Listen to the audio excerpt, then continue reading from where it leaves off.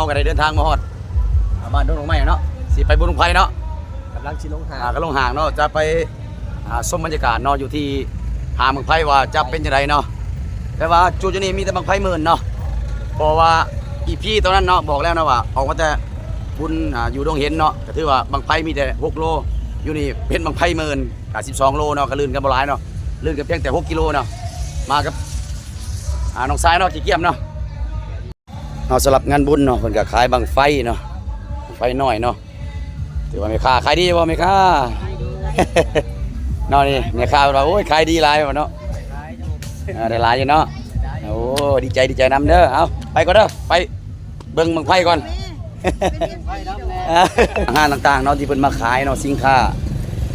ขายของกินเนาะแล้วขายของลิ้นเนาะเอาคุณไปไล่อีกบ้างนึงเนาะมีหลากหลายเนาะสำหรับร้านค้าเนาะที่ว่ามื้อนี้ก็ได้มาหับส้มเนาะมาเบิ่งบุญบังไฟเนาะอยู่บ้านดงหน่อไม้เนาะบ้านดงหน่อไม้ก็เป็นเมืองไซบุทองเนาะไซบุทองก็เป็นบ้านเกิดของข่อยเองเนาะข่อยก็อยู่บ้านเมืองภูมิเนาะอยู่บ้านเมืองภูมิเนาะเดี๋ยวสิไปซอกทีมงานเราก่อนอยู่ไสเนาะแคมป์ของเฮาอยู่ไสกำลังรอกันอยู่จังได๋จะได้ไปอยู่ในจุด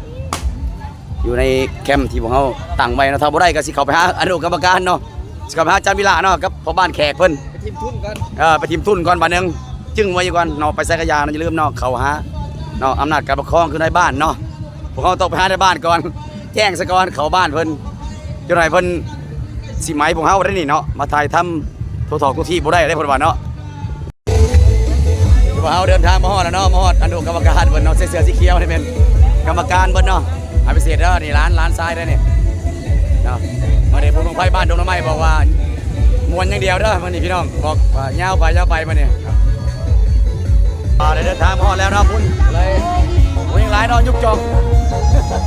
มีเล่าขาดบ่ได้เนาะขาดบ่ได้คือเหล้ากับเบียร์แหละถ้าผมกินนี่แล้วแหละผมมวนแหละน้ำมอยหน้าเด้อน้ำหน้าซอยเด้อแมนเดี๋ยวสิหาผู้มาดำหน้าซอยอยู่เพราะว่าหน้าเพิ่นใกล้หาเมืองไผ่นี่เนาะร้านทรายเนาะโซนเด้อนี่โซนภาษานี่บางคนใดอย่าเริ่มเด้อเสี่ยวแก้วเนาะเพิ่นบุญบ้านเพิ่นมานี่ถือว่าเพิ่นม่วนอย่างเดียวแล้วก็บอกเลยว่ามานี่ยาวไปนะบ้านดงหน่อไม้เนาะไอ้ใหญ่น้อยหลองเนาะ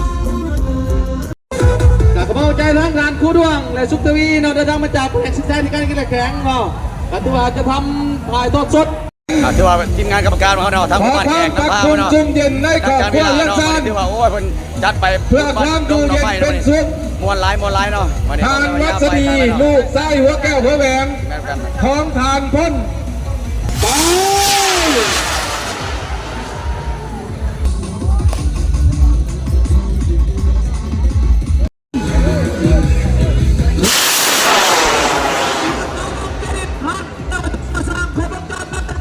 ปกชุมเย็นกันมาขอโซ่ขอใส่แนวกันดิ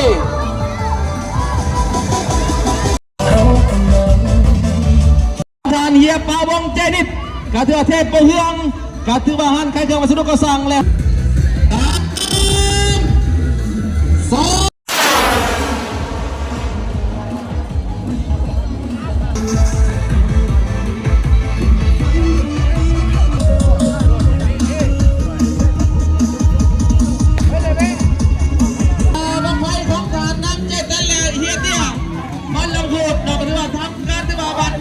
ขอโซ่ขอเห็นขอหลบขอด้วยเนาะ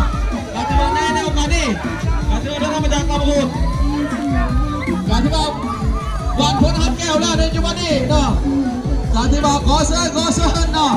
บรรดาญาติพี่น้องลูกหลานที่ว่าหลังจากหับกันแล้วการที่ว่าขอเสื้อออกมาด้านเสด็จตัวเองนี่นะเพื่อความปลอดภัยเนาะระวังตามกันเด้อลูกเด้อระวังตามกันเด้อมาจุเพิ่นได้ส่งผลหาแก้วลงมา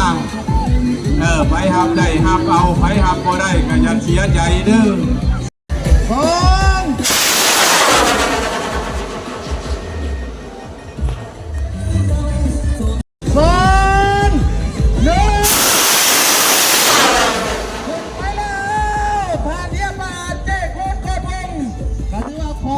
ถือว่าปกสบ้านดงน้ำไม้กับพวกเขาเนาะถือว่าพักส่วนที่พวกเกี่ยวข้องแม่ เจ๊จ๋อยนำฟังทา3 2 1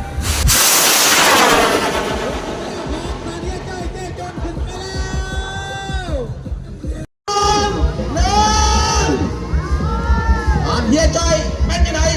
ยังบ่มีความพร้อม